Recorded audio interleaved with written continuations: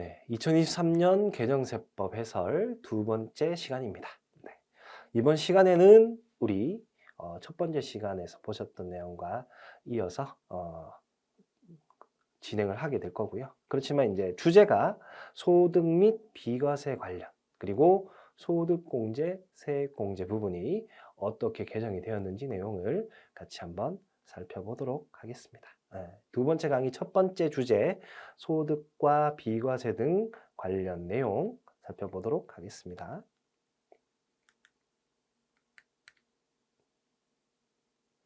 자, 첫 번째로 나와 있는 내용은 연금소득으로 분리과세되는 부득이한 인출 사유를 명확화했다. 기존에는 이제 가입자의 사망 또는 해외 이주였던 내용을 명확화해서 해외 이주법에 따른 해외 이주일 경우로 좀 더 근거 법령을 명확화했다라는 내용이 되겠고요. 근거 법령은 그냥 단순히 해외 이주가 어떤 개념이 어떤 건지에 대한 이게 불명했던 내용을 이제 해외 이주법에 따른 해외 이주를 그 사유로 두겠다는 내용으로 명확했다라고 봐주시면 되겠고요. 자, 두 번째, 그 다음 내용, 식대 비과세 한도 확대. 요거는 여러분들 주의 깊게 기억을 해주셔야 되실 것 같아요.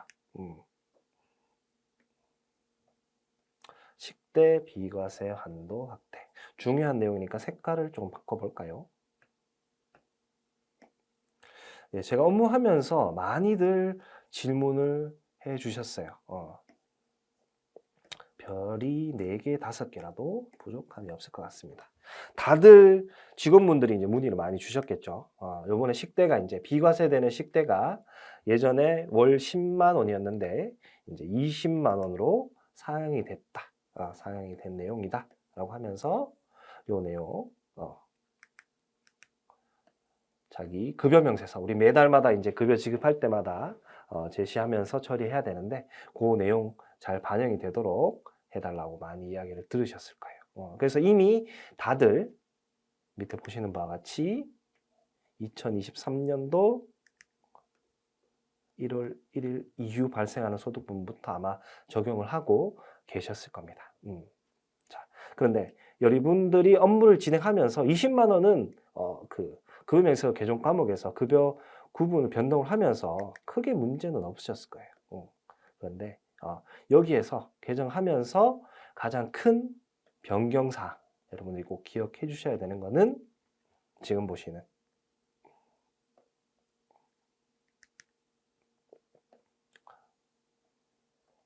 2022년 23년 2월 28일이 속하는 과세기간분에 대해 제출하는 지급명세서부터 식사되는 지급명세 제출 의무가 있는 비과세 근로소득에 해당한다.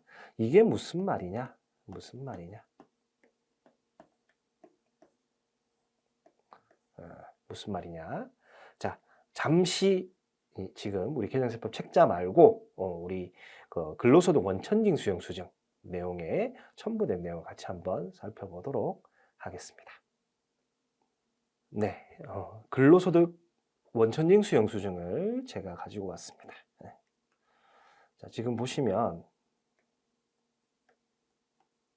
우리 근로소득 원천징 수용 중에서 과세 대상 소득들은 일반적으로 윗부분에 이렇게 기재가 되죠.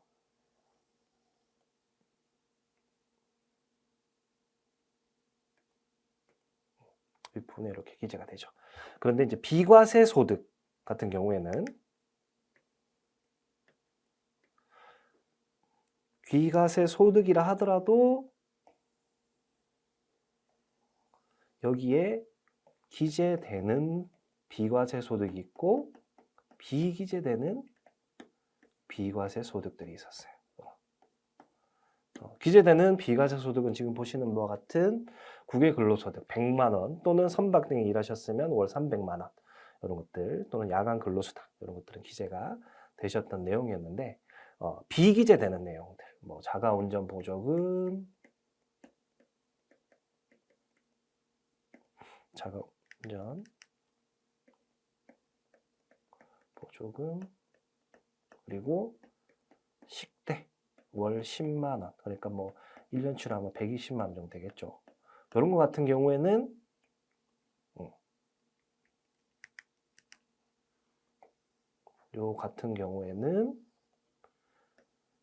비과세를 하더라도 여기 얘는 기재가 안 되었는데 이번에 식대가 20만 원을 늘고 연 240만 원이 되고부터는 기재되는 비과세로 옮겨가게 되었다. 그래서 이제 여기에 비과세되는 소득으로 이제 기재가 되겠죠. 그래서 관련되는 내용들 요 서식의 안내 내용을 보시면은 지금 보시면 5번째 페이지 정도 되죠. 비과세 및 감면 소득 코드라고 해서 설명이 나와 있어요. 그래서 보시면 자가운전 보조금, 아까 말씀드렸던 자가운전 보조금은 지급 명세서에 기재하지 않는다. X 이렇게 돼 있었고 나머지 동그라미들은 기재를 하는 부분이고 X는 기재되지 않는 부분이다. 라고 숙지해 주시면 되겠고요.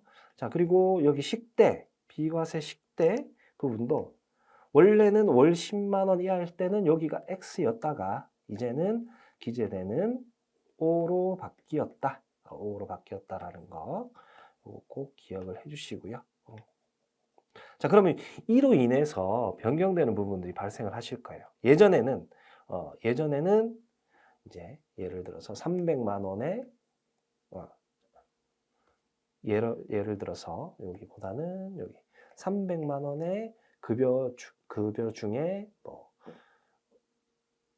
270만 원은 기본급여, 그 다음에 20만 원 자가운전 보조금, 10만 원 식대 이렇게 됐었다라고 한다 그러면 우리 원천인수 이행사항 신고서의 그 금액에 총 급여액에 기재되는 거는 요 270만 원만 이었다라고 한다면 이제는 시비과세 식대 20만 원 늘면서 270만 원 플러스 비과세 식대 요 금액까지 포함한 290만 원으로 270만 원이 아닌 290만 원으로 증가하게 된다라는 거. 그래서 요 부분이 만약에 지금 그 원천인수 이행사항 신고서에 20만 원 비과세 소득 기재 금액이 합산이 안 돼서 신고가 돼 있다 그러면은 가산세나 이런 문제는 발생하지 않으시니까 수령 신고해서 해놓는 것이 나중에 연말정산할 때 지급명 제출했을 때 금액 차이로 인해서 소명을 세무서에 요청하실 수도 있으니까 이런 부분 사전에 조금 준비를 해두시면은 연말 내년 초에 문제가 업무가 좀 줄어들 수 있지 않을까 생각이 되고요. 그리고 아마 지금 20만 원 증가되면서 아마 노조랑 이야기도 많이 진행을 하셨을 거예요. 지금 300만 원에서 기존에는 270만 원 기본급, 그 다음 자가운전 보조금 20만 원, 10만 원 해서 300만 원이었던 것을 비과세가 전환이 되면서 비과세가 20만 원 올라가면서 직원과 회사의 입장 차이가 좀 있더라고요. 그래서 270만 원, 회사는 270만 원 자가운전 보조금, 그 다음에 식대 10만 원이 20만 원이 늘면서 요게 260만 원 해서 300만 원이다 라고 이제 이야기를 하는데 직원분들은 비과세 식대 20만 원 늘었으니 본인은 기본금 270만 원 그대로 있고 자가운전 보조금 20만 원, 그 다음에 식대 20만 원 해서 급여가 310만 원 늘어야 된다. 이렇게 서로 상호 충돌되는 부분들이 발생을 하시더라고요. 아마 이 내용도 많이 이야기 되시고 하셨을 텐데 이 내용은 이제 서로 협의를 잘 해서 합의를 합의해서 급여 구성을 잘 정리하셨으리라고 생각이 됩니다. 그래서 이런 부분도 조금 주의를 해 주셔야 된다라는 점까지도 설명을 드리겠고요. 다시 우리 개정세법 해설로 돌아와서 다시 내용을 보도록 하겠습니다. 네, 다시 계정세법 해설 책자로 돌아와서 내용을 보시면 이제 10만 원에서 20만 원으로 늘었다라는 거 확인하실 수 있고, 금방 설명을 드렸던 내용에 관한 지급명세 내용에 관한 내용이 우리 지난 챕터 주제에서 넘어왔었는데, 지금 보시면 지급명세 제출 대상 확대가 있죠. 확대가 있는데 그 중에 우리 원래 식사 또는 식사대 같은 경우에는 비과세 근로소득으로 지급명세서 제출 대상에서 제외돼 있었는데, 이제는 삭제가 되면서 비과세라 하더라도 지급명세서 제출 대상에는 포함하도록. 그래서 아까 칸에서도 동그라미로 X였던 것이 동그라미로 변화가 되었다라고 확인하실 수 있겠습니다. 이 부분은 아마 대부분 다 내용 확인하셨고 진행하고 있으실 텐데, 혹시나 모르실 수 있는 담당자분들은 빨리 챙겨서 이 부분들 빨리 업데이트 하시고 수정을 해주시면 고맙겠습니다.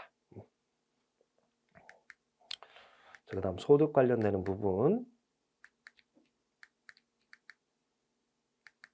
두 번째, 스톡옵션 세제 지원 강화가 이루어졌다.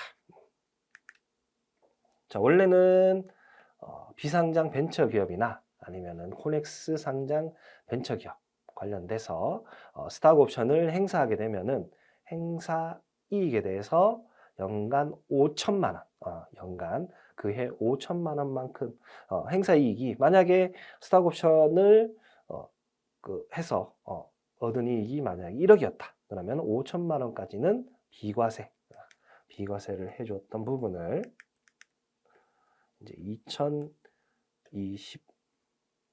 2023년도 1월 1일 이후부터는 한도를 2억 원으로 늘렸다. 그리고 2억 원까지 늘렸는데, 이게 또 2억 원 늘리니까 이제 그 설립한 사람이나 아니면은 유치하는 인재들에 대해서 과도하게 또 스탁 옵션이 발행될 수가 있겠죠. 그래서 비과세 너희 이렇게 활용할 수 있으니 활용해라 라고 하면서 할 수 있기 때문에 누적 한도는 5억까지. 당해년도로 본다면 2억까지 비과세지만은 그게 뭐 누적이 돼서 2023년도부터 시작해서 행사하는 금액이 이제 만약에 2억 진행을 했다라고 한다 그러면 23년도 2억, 그 다음에 24년도 2억, 그 다음에 25년도 2억이었다. 행사이익이 이렇게 됐다. 그럼 누적 한도가 여기까지는 4억이고, 그 다음에 한도 5억, 2025년도에 5억이 되겠죠. 그러면 그때는 2억이긴 하나 나머지 1억에 대해서는 비과세가 적용이 되지 않을 수가 있겠다. 이런 부분들 5천만 원에서 2억으로 늘어났지만 이런 부분도 있으니 이렇게 누적적으로 좀 주의를 해 주시는 부분도 기억해 주시면 좋겠습니다. 자, 그리고 행사이익에 대해서는 금액이 이제 스탁옵션 같은 경우 한 번 터지면, 물론 이제 스타트업이나 이런 것들을 해서 많이 잘 되는 회사들도 있지만 잘 되지 않는 회사들이 오히려 더 많죠. 그래서 이제 다들 어떻게 보면은 이제 열심히들 다 하시고 하는데, 그렇게 해서 잘 돼가지고 스탁옵션 행사했을 때 소득이 거기에 대한 이익이 많이 발생을 해서 세금을 많이 낸다 그러면, 지금 당장 그 스탁옵션 처분을 하거나 하면은 손해가 발생할 수도 있으니까 세금을 낼 재원을 바로 마련하지 못하실 수도 있어요. 그래서 분할 납부 소득세 5년간 분할 납부를 진행하고 있는데, 그 분할 납부의 대상이 조금 늘어났다. 코스피, 코스닥 상장 벤처기업 스톡옵션 행사 이익도 그전에는 비상장이나 이런 회사들만 됐었는데 여기까지 좀 더 추가가 되었다라는 것도 기억을 해주시면 좋겠습니다. 자, 그다음 벤처기업. 지금 한창 이제 경기가 안 좋다 보니까 벤처기업들이 이제 투자도 잘 안 되고 하긴 하는데, 그래도 이런 새롭게 생성되는 스타트업들이 계속 호황을 얻어야 나라의 그 경제 원동력이 되고 일자리 창출되다 보니까 이런 벤처기업과 관련된 조세 특례 제한법상 이런 당근들은 계속 생기시는 것 같아요. 그래서 이제 두 번째로 또 보실 것이 벤처기업 스탁옵션 과세연 특례를 명확화했다.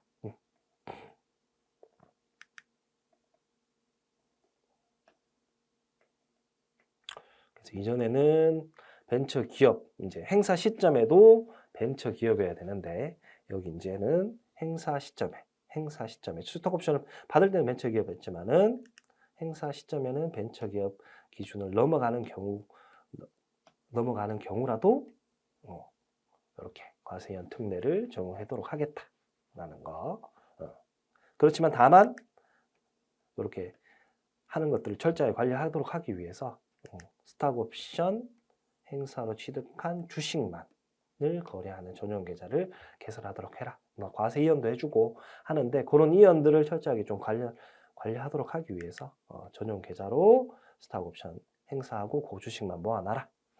그다음에 만약에 전용 계좌로 너희가 그 스탁옵션 행사한 금액 그 주식인지 아닌지 확인할 수 없게 전용 계좌 요건을 미충족한다면 그때는 과세 이연이 이제 배제될 수 있다라는 거. 요건을 좀 까다롭게 해주고 그 대신 행사 시점에 벤처기업이 아닌 경우도 포함을 해주고 있다라는 거. 요 벤처기업 관련되는 내용으로서 이 두 가지 또 챙겨가시면은 좋겠습니다. 자, 그다음 뭐 요거 산식들 있는데 요거는 이제 해당할 때 계산을 해보면 되겠죠.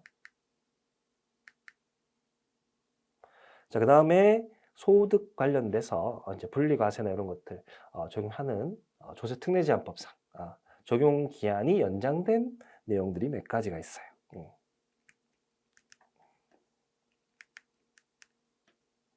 공모 인프라 펀드 분리과세 적용되는 특례가 2023년도 올해 말까지였는데 이제 2년 더 늘어서 2025년도까지로 연장이 되었다. 그래서 투자금액 한도 1억 원까지 만약에 배당소득 있다면 14% 원천징수로 납세 의무 종결을 한다. 원래는 배당소득은 2천만 원 초과하면은 분리가 그 합산과세 하도록 되어 있죠. 이자 배당소득 합산해서 총 합산과세 하도록 되어 있는데 만약에 공모 인프라 펀드에 대해 투자를 한다 그러면 분리과세한다. 원천징수로 납세 의무 종결한다. 그리고 이 펀드 투자는 2년도까지 분리과세까지 연장이 되었다라는 거. 왜냐하면 그 사유는 투자 활성화, 돈을 이제 투자할 수 있도록 당근을 주는 거죠. 당근을 주는 의미에서 적용 기한이 연장이 되었다. 자, 적용 기한 연장이 된 거 그다음 보셨고요.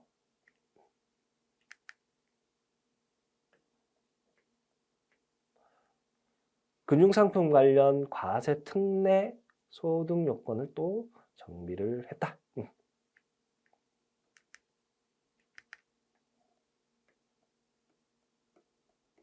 자, 그래서 기존에는 청년 우대형 주택, 청약 종합저축, 이자소득 비과세 관련해서 종합소득 금액 2,600만 원 이하인 사업소득 있는 자 또는 근로소득자까지만 되었는데 이제는 종합소득 금액 2,600만 원 이하인 자 그리고 비과세 소득만 있는 자는 제외를 한다. 그래서 비과세 소득만 있는 자들은 제외를 하도록 해서 소득 요건 정비를 조금 완화하도록 하고 있다. 그래서 비과세 소득만 있는데 따로 소득이 없는 사람들에 대해서 이제 뭐 이런 과세 특례를 이미 비과세되고 있으니 적용해 줄 필요는 없겠죠. 그래서 제외를 하는 쪽으로 처리가 되고 있다.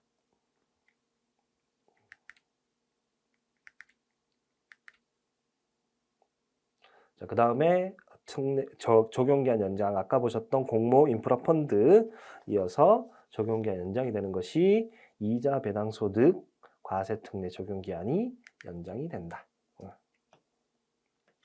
그래서 뭐 대표적인 게 농어가 목돈 마련 저축이죠. 그다음에 비과세 종합저축, 조합 등 예탁금 같은 경우에는 비과세 특례를 적용받을 수 있는데 이게 원래는 22년도 12월 말까지였는데, 그러니까 이미 지금은 안 되는 거죠. 원래 원칙상으로 예전에는. 근데 이제 법 개정으로 인해서 25년도까지 총 3년 연장이 돼서 비과세 적용 받을 수가 있겠다. 저축에 대한 세제 지원 목적으로 적용 기한을 연장을 해줬다.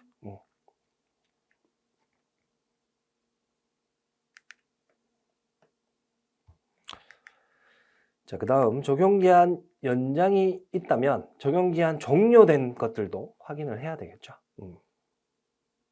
자, 보시면 특정 사회기반시설 집합투자기구 투자자에 대한 과세 특례 적용기한이 이제는 더 이상 완료가 됐다. 그래서 특정 사회기반시설 돈을 이제 모아가지고 투자해야 되는 거기에 이제 투자하신 분들에 대해서 배당소득 9% 분리과세 투자 금액은 최대 2억 원까지 해서 돈을 좀 유치를 했었는데 해보니 실효성이 좀 낮았던 것 같아요. 세제지원 실효성이 투자하는 사람들이 뭐 많지 않았거나 뭐 아니면 결국 그 혜택을 많이 별로 뭐 받는 사람들이 별로 없어서 결국에는 요거에 관한 분리과세 특례는 2023년도부로 2022년도 말로 종료를 시키도록 했다.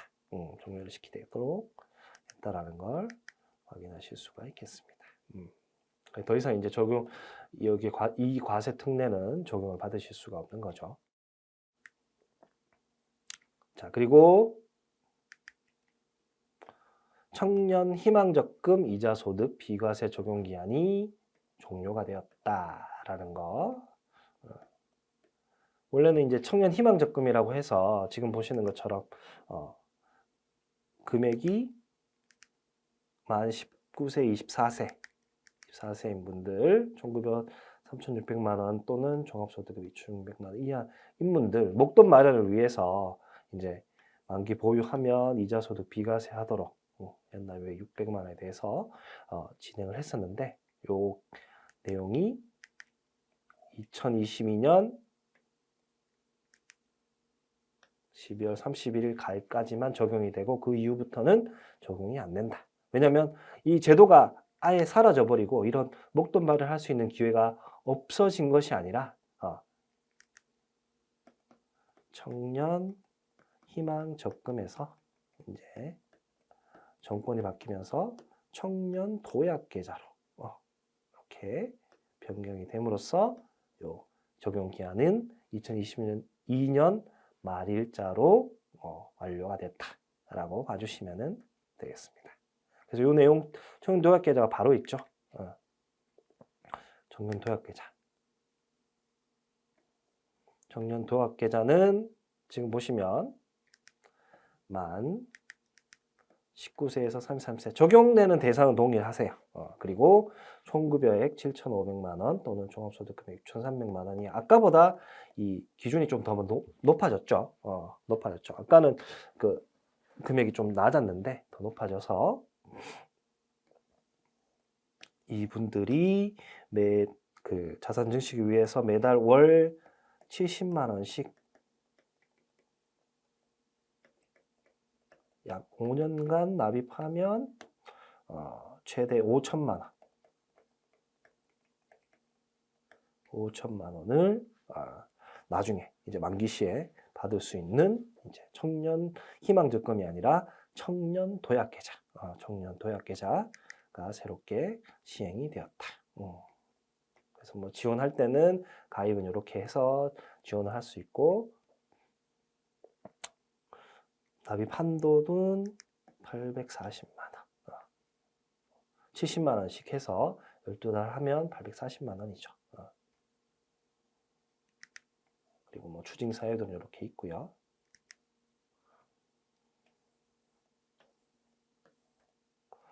결국 청년 희망 적금도 그렇고 청년 도약 계좌도 그렇고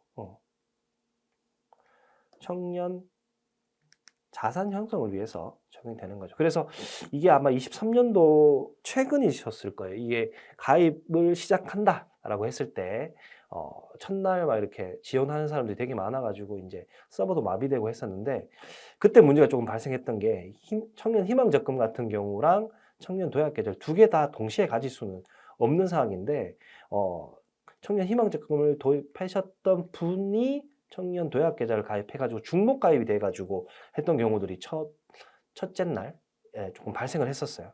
근데 이제 지금은 조금 시간이 지나서 중복 가입이 안 되도록 청년 희망 계좌를 적금을 해지한다든지 아니면 청년 도약 계좌를 해지한다든지 하도록 해서 정리가 되었을 텐데 이제 청년 희망 적금과 청년 도약 계좌는 중복 가입은 되지 않는다라는 것도 기억해 주시고요. 그리고 만약에 청년 희망 적금이 청년 도약 계좌를 가입하고 싶으신 분은 이전에 청년 희망 적금을 가입해서 있었다면 만기가 도래했거나 아니면 중도 해지한다면 청년 희망 적금에서 청년 도약 계좌로 가입이 가능하다라는 점, 가입이 가능하다는 점, 중복 가입 안 되고 만기나 중도 해지해야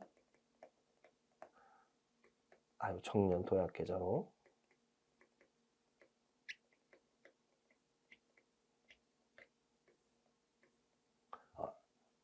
넘어올 수 있다라는 거 기억해 주시면 좋을 것 같습니다.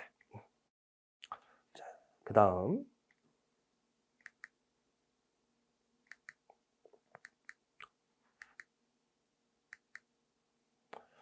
자, 개인종합자산관리계좌 운용재산을 확대했다. 개인종합자산관리계좌가 ISA죠.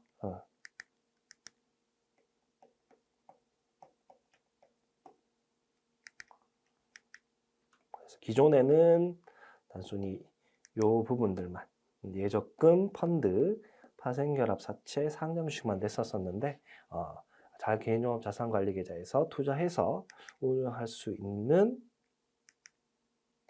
내용이 플러스 회사채, 그다음에 KOTC 주식 등도 포함이 되었다라는 거. 요거는 뭐 어차피 이 개인종합자산관리계좌를 운영하는 금융사나 이런 쪽에서 이런 것도 투자를 더 해서 뭐 수익률을 더 높일 수 있겠구나라고 하는 거 신경을 쓸 거고요. 그다음에 뭐 비과세 부분 투자를 해서 우리는 혜택을 받을 거고요.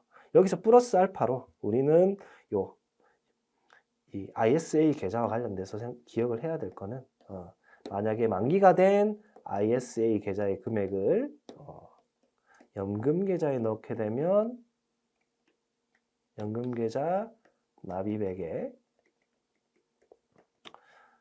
10% 또는 300만 원 둘 중에 작은 금액이 연금 계좌 세액 공제 대상이 된다라는 거. 저희는 IS 계좌와 관련돼 가지고는 요거를 좀 기억해 줘야 되는 게 중요할 것 같습니다. 요거 기억을 해 주시면은 좋을 것 같습니다.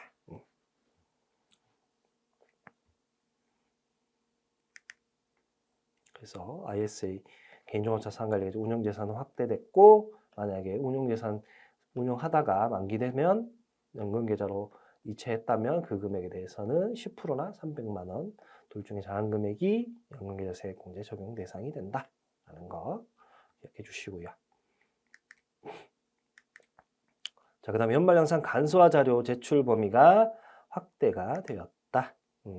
자, 그래서 이번에 추가적으로 더 확대된 것이 지금 보시면 고용보험료, 근로자가 부담한 고용보험료 금액도 이제는 연말영상 간소화 자료에서 확인을 하실 수가 있다. 라는 거 이것도 추가를 해주시고요. 근데 일반적으로 연말영상 하실 때는 4대 보험은 회사가 원천재생 금액이 오히려 납입한 금액이 더 정확하기 때문에 그 금액들은 고정시켜 놓고 진행을 하시죠. 좀 불명한 경우에는 활용이 좀 도가 높겠지만은 회사에서 이미 원천징수 때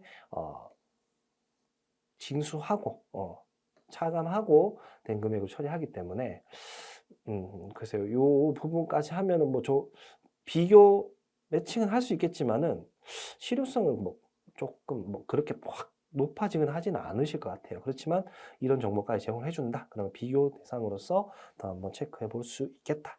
라는 것도 고려해 주시면 되겠습니다.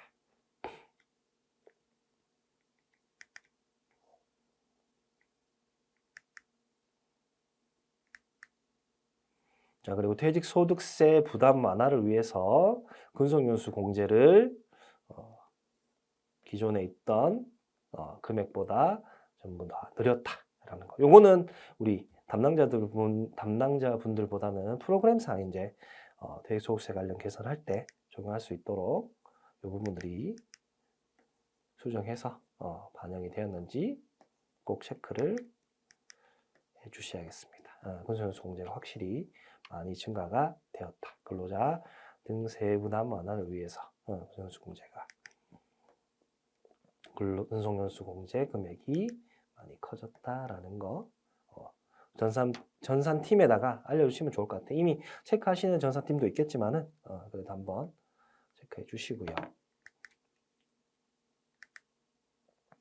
자, 그 다음에 소득세법 과세표준 구간이 조정이 되었다라는 거. 아마 요 부분 때문에 기존에 소득세 부담했던 분들의 소득 부담이 좀 줄어들지 않을까 싶다고 생각을 하는데 그것도 이제 소득이 높으신 분들은 아마 별로 큰 차이는 없지 않을까. 오히려 더 늘어날 세율 구간이 더 늘어나가지고 더 늘어나지 않을까 싶은데 그래도 세율 구간이 이렇게 1,200만 원에서 1,400만 원으로 약 200만 원 정도 올랐죠. 2% 구간이.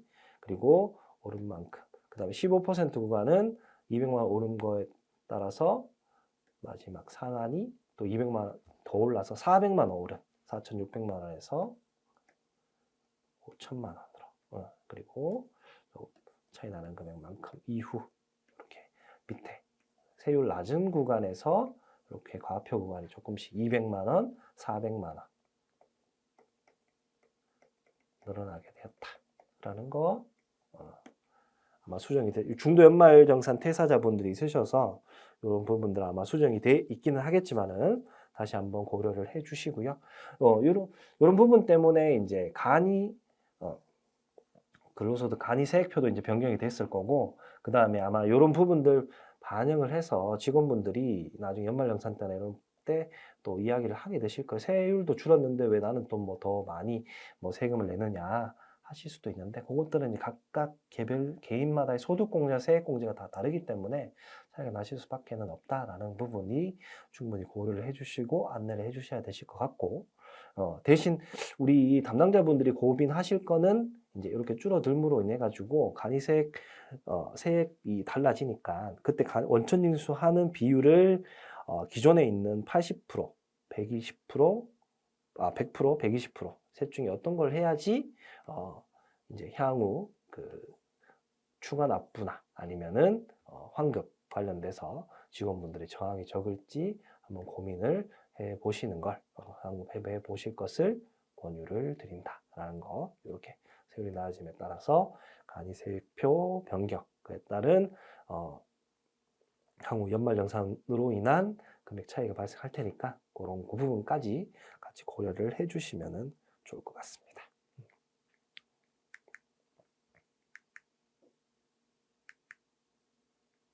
자, 금방 말씀드렸던 간이세액표가 변경이 됐죠.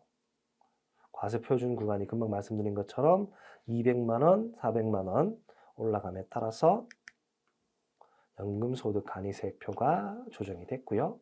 그 다음에 근로소득 간이세액표도 조정이 되었다.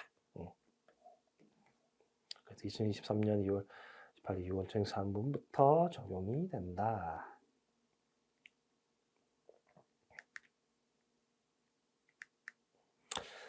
자, 두 번째 강의 시간 두 번째 주제 소득공제 같이 보도록 하겠습니다. 소득공제 관련되는 내용들 같이 진행을 해보겠습니다. 소득공제 관련돼서 큰 주제는 첫 번째로 무주택자를 위한 소득공제가 조금 변경이 있었다. 그래서 주택 관련 공제는 총 3가지가 있죠. 주택 임차 차입금 원리금 상환액, 즉 주택 전세자금 대출 관련돼서 소득공제 되는 부분, 그 다음에 주택 청약 종합저축 관련되는 소득공제, 그 다음에 장기주택 저당 차입금, 주택 담보대출 관련되는 소득공제, 이렇게 세 가지가 있는데 그 중에 첫 번째로 주택 전세자금 대출 관련 주택 임차 차입금 원리금 상환액 소득공제 한도가 기존 300만 원에서 500만 원으로 약 100만 원 정도, 100만 원 정도 올랐다라는 거. 요거 우리 연말 영상 올해 22년도 연말 영상 하시면서 아마 충분히 보셨을 겁니다. 근데 요것도 아직 뭐 개정되진 않았기 때문에 이제 그대로 한다면 23년도 연말 영상 하실 때도 그대로 400만 원으로 적용이 되겠다. 자, 그리고 두 번째 무주택자 관련 되는 내용으로 요 다음 페이지로 넘어가야겠네요.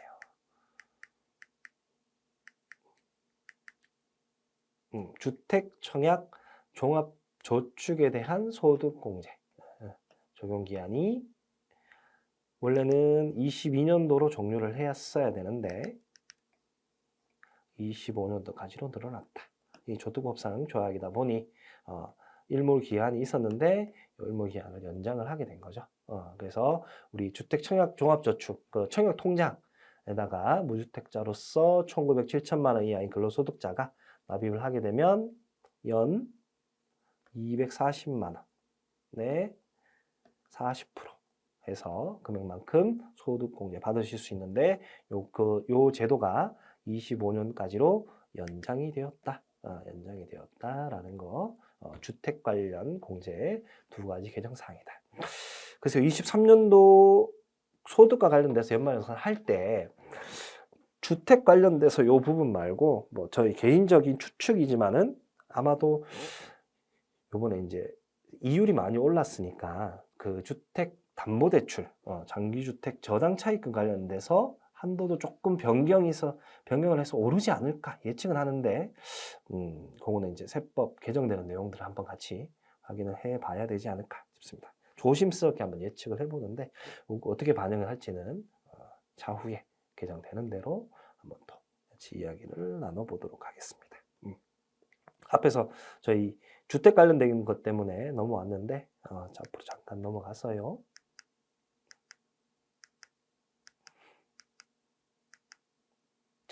매년 무조건 바뀐다고 봐야 되는 신용카드 사용금액 소득공제 지원 강화되었다라는 거죠. 그래서 신용카드 관련돼서는 한도가 예전에 지금 보면은 기존에는 이제 각각 전통시장 사용분, 대중교통이용분, 도서공연분으로 각각 100만 원씩 이렇게 해서 한도 내에서 인정을 해줬는데, 이제 한도를 토탈 통합해가지고 최대 300만 원까지 공제를 받을 수 있도록 했다. 소득 금액도 단순화.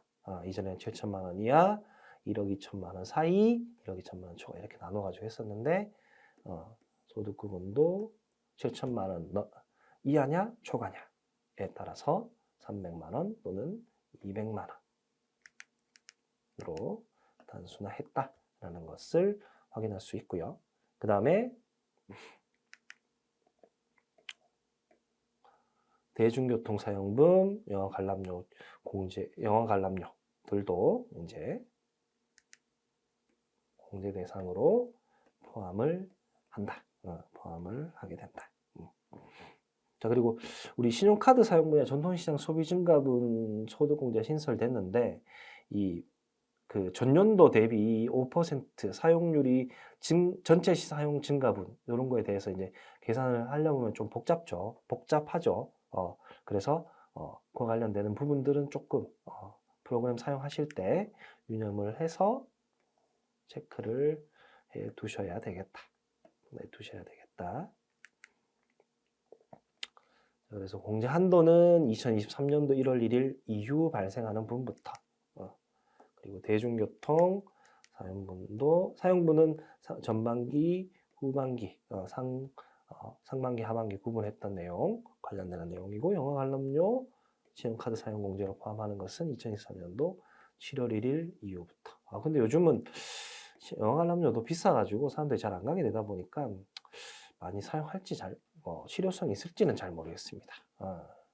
저 역시도 요즘 가는 내용들에 대해서는 OTT로 보게 되지 영화관을 가지는 않게 되어가지고 뭐 어떻게든 영화관 활성화를 위해서 이렇게 좀 지원을 해주시는 것 같긴 한데 일단 추이는 지켜봐야 되겠죠.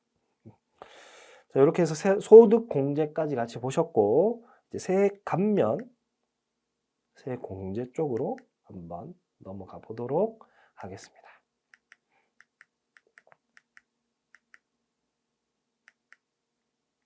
넘어가기 전에 뭐 공제부금 사유, 해지 사유 추가가 됐다라고 하는데 이것도 뭐 근로소득자 분이 아닌 분들에 대해서 이렇게 뭐 조금 더 추가된 부분이라서 당장 실무상으로서는 크게 영향을 미친 내용은 없다라고 보시면 되겠고요. 말씀드린 것처럼 두 번째 강의 세 번째 주제 세액 감면, 세액 공제 관련 되는 부분 같이 보도록 하겠습니다. 자, 첫 번째로 내국인 우수인력 국내 복귀자 소득세 감면 기간이 확대되었다. 그리고 적용 기한도 연장되었다. 그래서 해외 나가셔가지고 석박사 따시고 그 나라에서 일하지 말고 우리나라 돌아오셔서 우리나라에 위해서 헌신해 주십시오. 라고 하면서 헌신해 주는 대신 우리 세금을 소득세를 깎아드리겠습니다. 라고 해서 만들어진 제도인 거죠. 그래서 이 제도가 원래는 5년간 50%였는데 10년간 50%로 늘어났고 적용 기한도 25년으로 늘어나게 되었다. 그래서 2023년 1월 1일 이후 국내에서 최초로 근로를 제공한 부터 적용되고 23년도 1월 1일 현재 감면을 적용받고 있는 근로자분에게도 5년이었던 것이 이제 10년으로 연장이 돼서 나머지 기간 10년까지 연장돼서 적용받을 수 있겠다.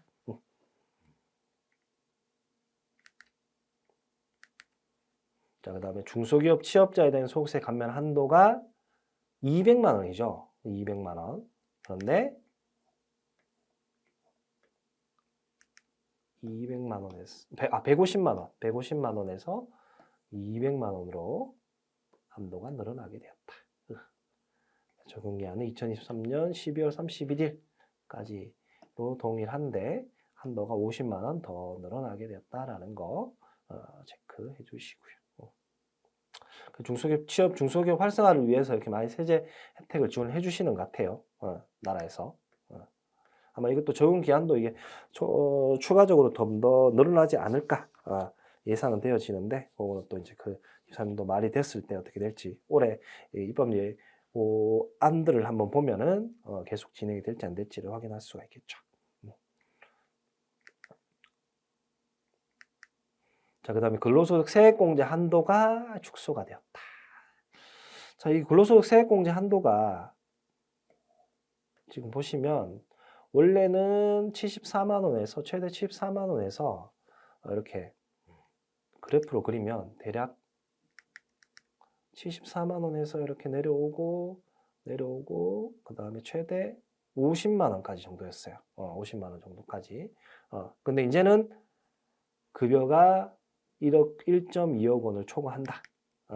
초과한다. 라고 한다 그러면 여기다가 더 내려와서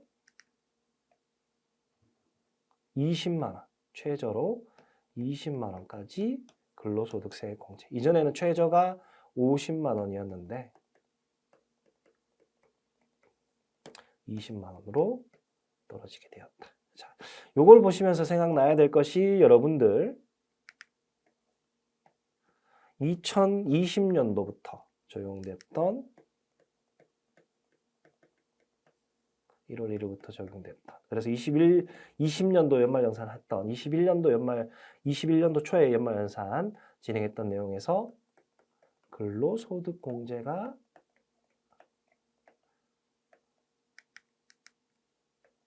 한도 2천만이 생겼죠. 즉 총급여액이 3.625억 원 초과하면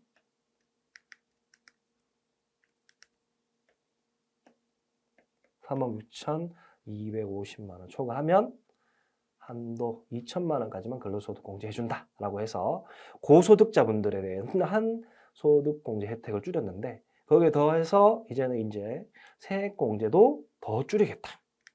즉 고소득자분들 돈 많이 버시니까 부담을 더 하라라는 내용의 취지의 세액공제 개정안이다라고 보시면 되겠습니다. 고소득자로 이렇게 뭐 세액공제나 소득공제 줄어들더라도 고소득자 되어보고 싶네요. 고소득자 되는 게 모든 분들, 근로소득자분들의 꿈이시겠죠. 자, 그다음 자녀세액공제 대상 연령이 조정이 되었다. 그래서 자녀세액공제 원래는 만 7세 이상 자녀에 대해서 15만 원 또는 자녀 2명이면 30만 원, 15만 원, 15만 원씩 셋째 자녀부터는 셋째 자녀는 30만 원 이렇게 적용이 됐는데 이 공제 대상 연령이 만 7세 이상에서 만 8세 이상으로 조정이 되었다. 그래서 이 사유는 지금 2020년도 2년도 1월부터 아동수당 지급 명령이 6세에서 7세 올렸기 때문에 이 아동수당이 매달 아동 한 명당 월 10만 원씩 그러면 1년으로 치면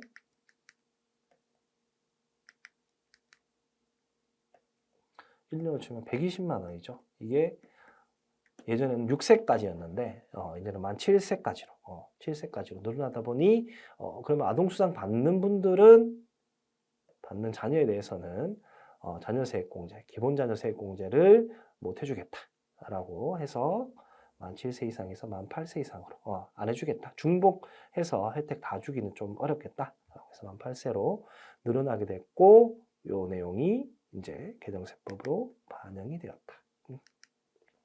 그래서 2023년 1월 1일 이후 발생하는 소득분부터 적용을 하시겠다. 자, 그래서 여기서 주의할 점은 우리 지금 23년도 원천세 신고를 하신다거나 하시면서 이제 중도 퇴사자분들이 있으시겠죠. 그러면 그분들 중도 퇴사 연말정산 진행하실 텐데 그때 자녀분들 자녀세액공제를 기본적으로 이제 부양가족으로 이제 연말 포함시켜서 진행을 하시니까 피부양자로 등재돼 있을 거고 진행하실 텐데 지금 만 7세에서 만 8세 이상으로 늘어나면서 작년 2022년도 연말정산 때 적용 대상이 2015년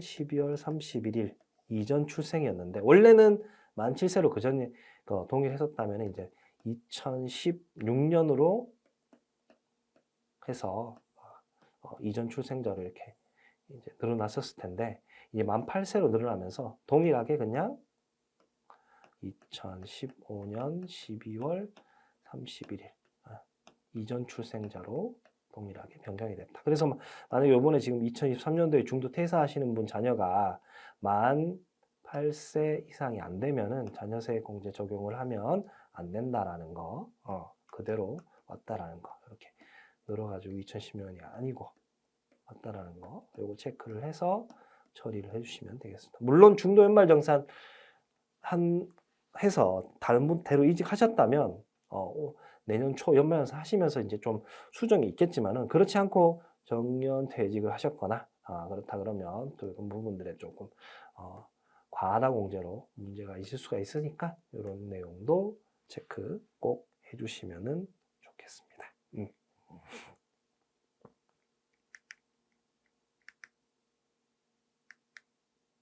그리고 연금계좌 세제 혜택이 확대가 돼서 이전에는 50세 전후로 이렇게 한도들이 구분이 됐었고 그 다음에 소득에 따라서 차이가 있었는데 이제는 한도가 통일됐다. 이렇게 나이에 따라서 소득에 따라서 구분되는 것이 통일되었다. 라는 거 기억해 주시고요.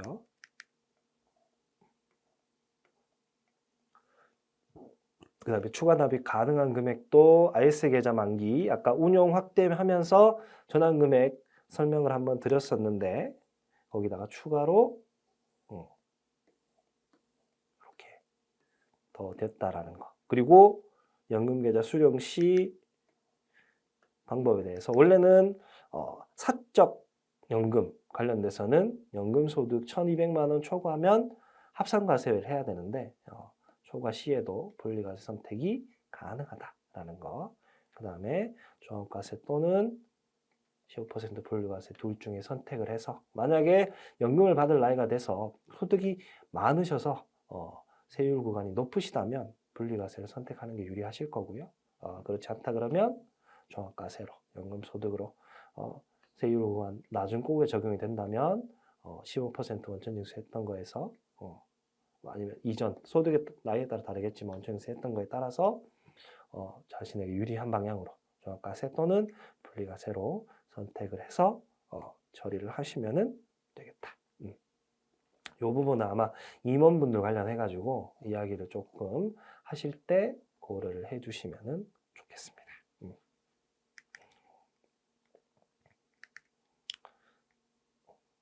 자, 추가 납입 부분은 23년도 7월 1일 납입분부터, 그 다음에 분리과세는 2023년도 1월 1일부터니까 요 기한도 조금 잘 체크해 주시고요.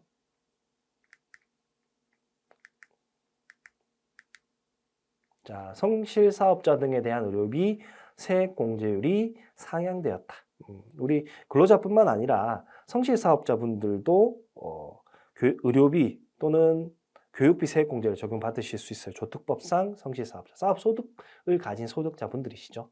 그런 분들 의료비 우리 근로소득을 가지고 계신 분들의 특별 세액공제를 요 성실사업자분들은 의료비나 교육비 세액공제를 또 별도로 받으실 수 있는데 그때 성실사업자뿐만 아니라 일반 근로자분들 특별 세액공제를 받는 부분에 대해서 의료비 세액공제가 이렇게 일반 의료비 15%, 난임수수비 20%였던 것이 하나가 더 추가되면서 미수가 3,000원 이상가 추가되면서 여기가 20%, 난임시술비는 세액공제율을 30%로 늘렸다라는 거. 요거는 아마 요번 올해 초 2022년도 연말에서 하시면서 아마 같이 보셨을 겁니다. 그래서 그 내용들 그대로 가져왔다.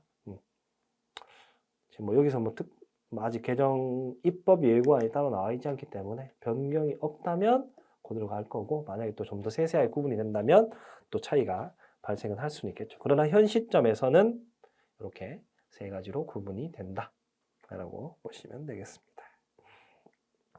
조특법상 성실사업자는 뭐 한 덧붙이면은 뭐 사업 소득 가지고 있으신 분이고 뭐 3개년도 과세 기간에 대한 뭐 소득과 올해 소득을 비교해서 뭐 100분의 50을 초과해야 되고 뭐 체납사실이 없어야 한다 뭐 이런 것들을 충족하시면은 조특법상 성실사업자 또는 소득세법상 성실신고사업자로 구분이 되시는데 그런 내용은 이제 해당되시는 분들이 있다면 한 번 더 체크해 주시고 근로소득 있으신 분들도 의료비 세액공제 적용 받는다. 소득 있으신 분들처럼 의료비, 교육비 세액을 적용받을 수 있다라는 거. 자, 그리고 교육비 세액 공제 대상이 확대가 되었는데 확대된 것이 뭐 큰 것은 아니고 지금 보시면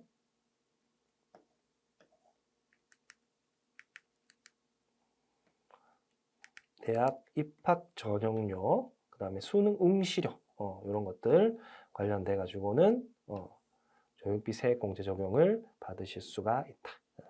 자, 그리고 2023년도 2월 22일 속하는 과세기간 분부터니까 이 속하는 과세기간이라면 결국 2023년도를 이야기하는 거죠. 그러니까 2023년도 뭐 1월 달에 만약에 이걸 결제를 했다라고 한다면 이 부분들이 2023년도 관련돼서 24년도 초에 연말사 할 때 교육비 세액 공제로 반영을 하실 수가 있겠다. 그리고 아울러서 교육비 세액 공제는 신용카드와는 중복 적용은 안 되죠. 신용카드로 결제하셨다면 신용카드 소득공제를 받던 아니면 교육비 세액공제를 받던 둘 중에 하나만 하실 수 있다라는 거 다시 한번 상기시켜 드리겠습니다.